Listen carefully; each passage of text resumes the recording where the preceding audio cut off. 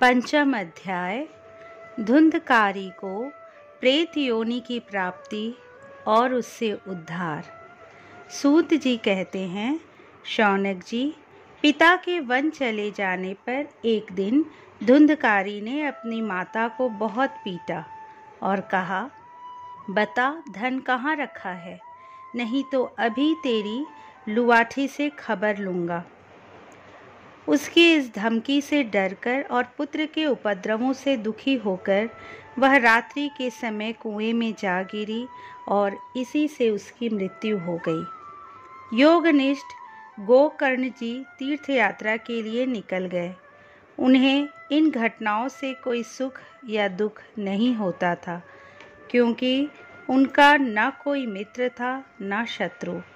धुंधकारी 5 वेश्याओं के साथ घर में रहने लगा। उनके लिए भोग सामग्री जुटाने की चिंता में उसकी बुद्धि नष्ट कर दी और वह नाना प्रकार के अत्यंत क्रूर कर्म करने लगा। एक दिन उन कुलटाओं ने उससे बहुत से गहने मांगे। वह तो काम से अंधा हो रहा था। मौत की उसे कभी याद नहीं आती थी। बस उन्हें जुटाने के लिए वह घर से निकल पड़ा। वह जहाँ तहाँ से बहुत सा धन चुरा कर घर लौट आया तथा उन्हें कुछ सुंदर वस्त्र और आभूषण ला कर दिए। चोरी का बहुत माल देखकर रात्रि के समय स्त्रियों ने विचार किया कि यह नित्य ही चोरी करता है, इसलिए इसे किसी दिन अवश्य राजा पकड़ लेगा। राजा यह सारा धन छीनकर इसे निश्चय ही प्राण दंड देगा। जब एक दिन इसे मरना ही है, तब हम ही धन की रक्षा के लिए गुप्त रूप से इसको क्यों न मार डालें। इसे मारकर हम इसका माल मत्ता लेकर जहाँ कहीं चली जाएंगी। ऐसा निश्चय कर उन्होंने सोई हुई धुंधकारी को रस्सियों से कस दिया और उसके गले में फांसी लगाकर उसे मारने का प्रयत्न किया। इससे जब वह जल्दी न मरा तो उन्हें बड़ी चिंता हुई। तब उन्होंने उसके मुख पर बहुत से दहकते अंगारे डाले। इससे वह अग्नि की लपटों से बहुत छटपटा कर मर गया। उन्होंने उसके शरीर को एक गड्ढे में डालकर गाड़ दिया। सच है, स्त्रियां प्रायः बड़ी दुस्साहसी होती हैं। उनके इस कृत्य का किसी को भी पता न चला। लोगों के पूछने पर कह देती थी कि हमारे प्रियतम पैसे के लोभ से अब की बार कहीं दूर चले गए हैं, इसी वर्ष के अंदर लौट आएंगे। बुद्धिमान पुरुष को दुष्टा स्त्रियों का कभी विश्वास न करना चाहिए। जो मूर्ख इनका विश्वास करता है उसे दुखी होना पड़ता है। इनकी वाणी तो अमृत के समान कामियों के हृदय में रस का संचार करती है, किंतु हृदय छुरे के धार के समान तीक्ष्ण होता है। भला इन स्त्रियों का कौन प्यारा है। ये कुलटाए धुंधकारी की सारी संपत्ति समेटकर वहाँ से चंपत हो गई। उनके ऐसे न जाने कितने पति थे और धुंधकारी अपने कर्मों के कारण भयंकर प्रेत हुआ। वह बवंडर के रूप में सर्वदा 10 दिशाओं में भटकता रहता था तथा शीत घाम से संतप्त और भूख प्यास से व्याकुल होने के कारण हा देव चिल्लाता रहता था, परंतु उसे कहीं भी कोई आश्रय न मिला। कुछ काल बीतने पर गोकर्ण ने भी लोगों के मुख से धुंधकारी की मृत्यु का समाचार सुना। तब उसे अनाथ समझकर उन्होंने उसका गया जी में श्राद्ध किया और भी जहाँ जहाँ वे जाते थे उसका श्राद्ध अवश्य करते थे। इस प्रकार घूमते घूमते गोकर्ण जी अपने नगर में आए और रात्रि के समय दूसरों की दृष्टि से बचकर सीधे अपने घर के आंगन में सोने के लिए पहुँचे। वहाँ अपने भाई को सोया देख आधी रात के समय धुंधकारी ने अपना बड़ा विकट रूप दिखाया।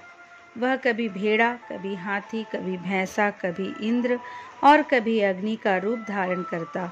अंत में वह मनुष्य के आकार में प्रकट हुआ। ये विपरीत अवस्थाएं देखकर गोकर्ण ने निश्चय किया कि यह कोई दुर्गति को प्राप्त हुआ जीव है। तब उन्होंने उससे धैर्यपूर्वक पूछा। गोकर्ण ने कहा, तू कौन है? रात्रि के समय ऐसे भयानक रूप क्यों दिखा रहा है? तेरी यह दशा कैसे हुई? हमें बता तो सही, तू प्रेत है, पिशाच है अथवा कोई राक्षस है? सूत जी कहते हैं, गोकर्ण के इस प्रकार पूछने पर वह बार बार जोर जोर से रोने लगा। उसमें बोलने की शक्ति नहीं थी, इसलिए उसने केवल संकेत मात्र किया।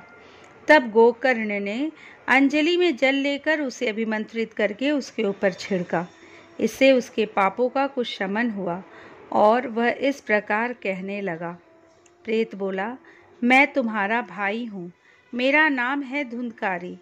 मैंने अपने ही दोष से अपना ब्राह्मणत्व नष्ट कर दिया। मेरे कुकर्मों की गिनती नहीं की जा सकती। मैं तो महान अज्ञान में चक्कर काट रहा था। इसी से मैंने लोगों की बड़ी हिंसा की। अंत में उल्टा स्त्रियों ने मुझे तड़पा तड़पा कर मार डाला। इसी से अब प्रेत योनि में पड़कर यह दुर्दशा भोग रहा हूँ। अब दैववश कर्म फल का उदय होने से मैं केवल वायु भक्षण करके जी रहा हूँ। भाई, तुम दया के समुद्र हो, अब किसी प्रकार जल्दी ही मुझे इस योनि से छुड़ाओ। गोकर्ण ने धुंधकारी की सारी बातें सुनी और तब उससे बोले। गोकर्ण ने कहा, भाई, मुझे इस बात का बड़ा आश्चर्य है। मैंने तुम्हारे लिए विधि पूर्वक गया जी में पिंडदान किया, फिर भी तुम प्रेत योनि से मुक्त कैसे नहीं हुए?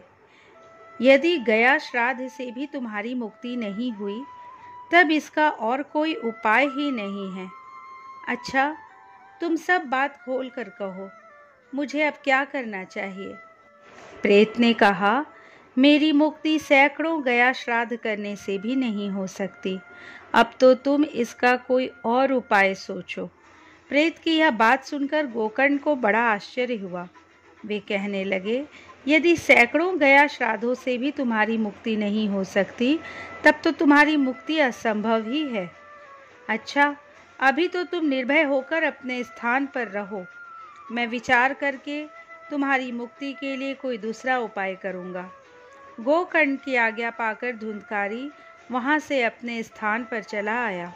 इधर गोकर्ण ने रात भर विचार किया, तब भी उन्हें कोई उपाय नहीं सूझा। प्रातःकाल उनको आया देख लोग प्रेम से उनसे मिलने आए। तब गोकर्ण ने रात में जो कुछ जिस प्रकार हुआ था वह सब उन्हें सुना दिया। उनमें जो लोग विद्वान, योगनिष्ठ, ज्ञानी और वेदज्ञ थे, उन्होंने भी अनेक शास्त्रों को उलट पलट कर देखा, तो भी उसकी मुक्ति का कोई उपाय न मिला। तब सबने यह निश्चय किया कि इस विषय में सूर्य नारायण जो आज्ञा करे वही करना चाहिए। अतः गोकर्ण ने अपने तपोबल से सूर्य की गति को रोक दिया। उन्होंने स्तुति की, भगवान, आप सारे संसार के साक्षी हैं। मैं आपको नमस्कार करता हूँ। आप मुझे कृपा करके धुंधकारी की मुक्ति का साधन बताइए। गोकर्ण की यह प्रार्थना सुनकर सूर्यदेव ने दूर से ही स्पष्ट शब्दों में कहा, श्रीमद् भागवत से मुक्ति हो सकती है, इसलिए तुम उसका सप्ताह पारायण करो। सूर्य का यह धर्ममय वचन वहाँ सभी ने सुना। तब सबने यही कहा कि प्रयत्न पूर्वक यही करो। है भी यह साधन बहुत सरल। अतः गोकर्ण जी भी तदनुसार निश्चय करके कथा सुनाने के लिए तैयार हो गए। देश और गांवों से अनेक लोग कथा सुनने के लिए आए। बहुत से लंगड़े, लूले, अंधे, बूढ़े और मंदबुद्धि पुरुष भी अपने पापों की निवृत्ति के उद्देश्य से वहां आ पहुँचे। इस प्रकार वहां इतनी भीड़ हो गई कि उसे देखकर देवताओं को भी आश्चर्य होता था। जब गोकर्ण जी व्यास गद्दी पर बैठकर कथा कहने लगे, तब वह प्रेत भी वहां आ पहुंचा और इधर उधर बैठने के लिए स्थान ढूंढने लगा। इतने में ही उसकी दृष्टि एक सीधे रखे हुए 7 गांठ के बांस पर पड़ी। उसी के नीचे के छिद्र में घुसकर वह कथा सुनने के लिए बैठ गया। वायु रूप होने के कारण वह बाहर नहीं बैठ सकता था, इसलिए बांस में घुस गया। गोकर्ण जी ने एक वैष्णव ब्राह्मण को मुख्य श्रोता बनाया और प्रथम स्कंद से ही स्पष्ट स्वर में कथा सुनानी आरंभ कर दी। सायंकाल में जब कथा को विश्राम दिया गया तब एक बड़ी विचित्र बात हुई। वहाँ सभासदों के देखते देखते उस बांस की एक गांठ तड़ तड़ शब्द करती फट गई। इसी प्रकार दूसरे दिन सायंकाल में दूसरी गांठ फटी और तीसरे दिन उसी समय तीसरी। इस प्रकार 7 दिनों में 7 गांठों को फोड़कर धुंधकारी 12वें स्कंध को सुनने से पवित्र होकर प्रेत योनि से मुक्त हो गया और दिव्य रूप धारण करके सबके सामने प्रकट हुआ। उसका मेघ के समान श्याम शरीर पीतांबर और तुलसी की मालाओं से सुशोभित था तथा सिर पर मनोहर मुकुट और कानों में कमनीय कुंडल झिलमिला रहे थे। उसने तुरंत अपने भाई गोकर्ण को प्रणाम करके कहा, भाई, तुमने कृपा करके मुझे प्रेत योनि की यातनाओं से मुक्त कर दिया। यह प्रेत पीड़ा का नाश करने वाली श्रीमद् भागवत की कथा धन्य है तथा श्री कृष्ण चंद्र के धाम की प्राप्ति कराने वाला इसका सप्ताह पारायण भी धन्य है।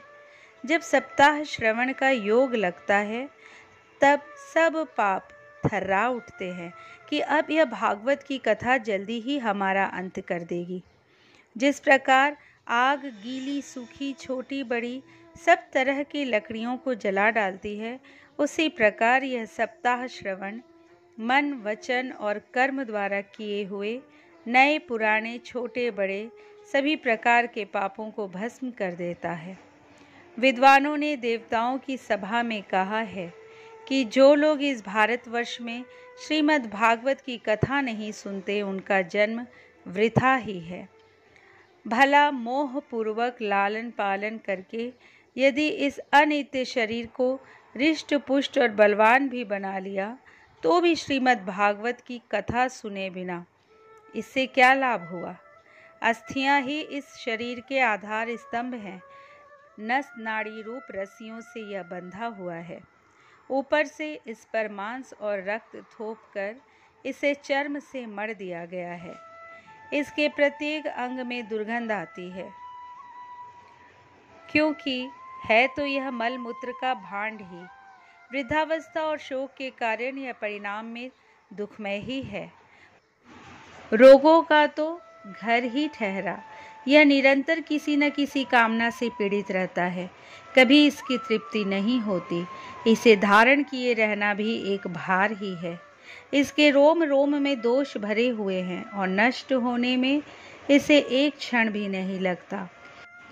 अंत में यदि इसे गाड़ दिया जाता है तो इसके कीड़े बन जाते हैं। कोई पशु खा जाता है तो यह विष्ठा हो जाता है और अग्नि में जला दिया जाता है तो भस्म की ढेरी हो जाता है। ये 3 ही इसकी गतियां बताई गई है। ऐसे अस्थिर शरीर से मनुष्य अविनाशी फल देने वाला काम क्यों नहीं बना लेता। जो अन्न प्रातः काल पकाया जाता है वह सायंकाल तक बिगड़ जाता है। फिर उसी के रस से पुष्ट हुए शरीर की नित्यता कैसी। इस लोक में सप्ताह श्रवण करने से भगवान की शीघ्र ही प्राप्ति हो सकती है। अतः सब प्रकार के दोषों की निवृत्ति के लिए एकमात्र यही साधन है। जो लोग भागवत की कथा से वंचित हैं वे तो जल में बुदबुदे और जीवों में मच्छरों के समान केवल मरने के लिए ही पैदा होते हैं। भला जिसके प्रभाव से जड़ और सूखे हुए बांस की गांठें फट सकती है, उस भागवत कथा का श्रवण करने से चित्त की गांठों का खुल जाना कौन सी बड़ी बात है। सप्ताह श्रवण करने से मनुष्य के हृदय की गांठ खुल जाती है। उसके समस्त संशय छिन्न भिन्न हो जाते हैं। यह भागवत कथा रूप तीर्थ संसार के कीचड़ को धोने में बहुत ही पटु है।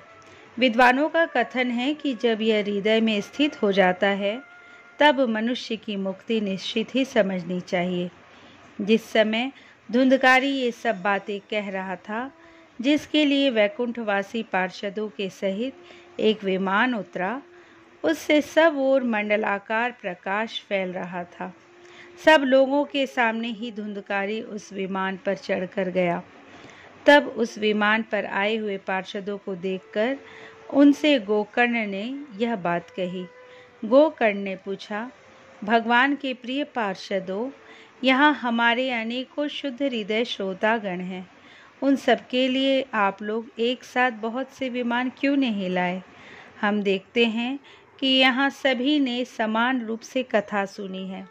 फिर फल में इस प्रकार का भेद क्यों हुआ, यह बताइए। भगवान के सेवकों ने कहा, हे मानद, इस फल भेद का कारण इनके श्रवण का भेद ही है।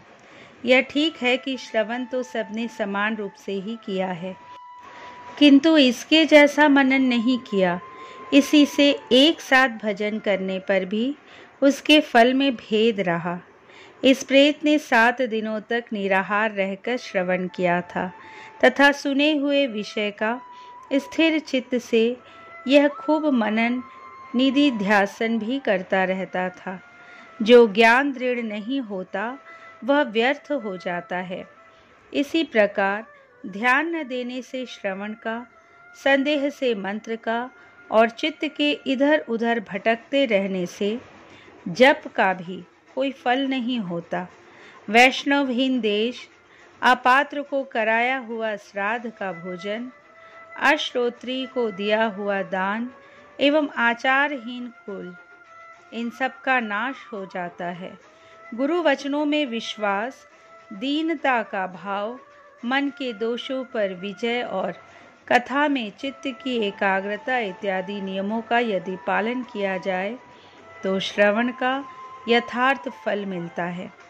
यदि ये श्रोता फिर से श्रीमद् भागवत की कथा सुने तो निश्चय ही सबको वैकुंठ की प्राप्ति होगी।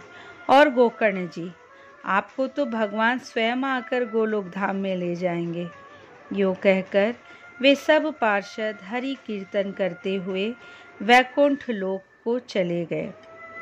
श्रावण मास में गोकर्ण जी ने फिर उसी प्रकार सप्ताह क्रम से कथा कही और उन श्रोताओं ने उसे फिर सुना।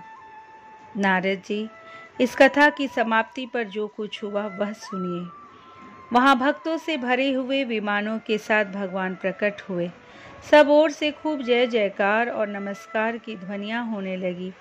भगवान स्वयं हर्षित होकर अपने 5 जन शंख की ध्वनि करने लगे और उन्होंने गोकर्ण को हृदय से लगाकर अपने ही समान बना लिया। उन्होंने क्षण भर में ही अन्य सब श्रोताओं को भी मेघ के समान श्याम वर्ण, रेशमी पीताम्बरधारी तथा किरीट और कुंडल आदि से विभूषित कर दिया। उस गांव में कुत्ते और चांडाल पर्यंत जितने भी जीव थे वे सभी गोकर्ण जी की कृपा से विमानों पर चढ़ा लिए गए तथा जहाँ योगी जन जाते हैं उस भगवत धाम में वे भेज दिए गए। इस प्रकार भक्तवत्सल भगवान श्री कृष्ण कथा श्रवण से प्रसन्न होकर गोकर्ण जी को साथ ले अपने ग्वाल बालों के प्रिय गोलोक धाम में चले गए। पूर्व काल में जैसे अयोध्यावासी भगवान श्री राम के साथ साकेत धाम सिधारे थे, उसी प्रकार भगवान श्री कृष्ण उन सबको योगी दुर्लभ गोलोक धाम में ले गए, जिस लोक में सूर्य चंद्रमा और सिद्धों की भी कभी गति नहीं हो सकती, उसमें वे श्रीमद् भागवत श्रवण करने से चले गए।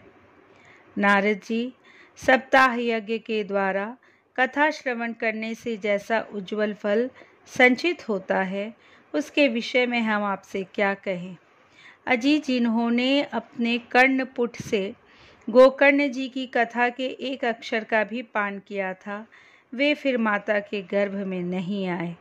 जिस गति को लोग वायु, जल तथा पत्ते खाकर शरीर सुखाने से, बहुत काल तक घोर तपस्या करने से और योगाभ्यास से भी नहीं पा सकते, उसे वे सप्ताह श्रवण के से सहज में ही प्राप्त कर लेते हैं।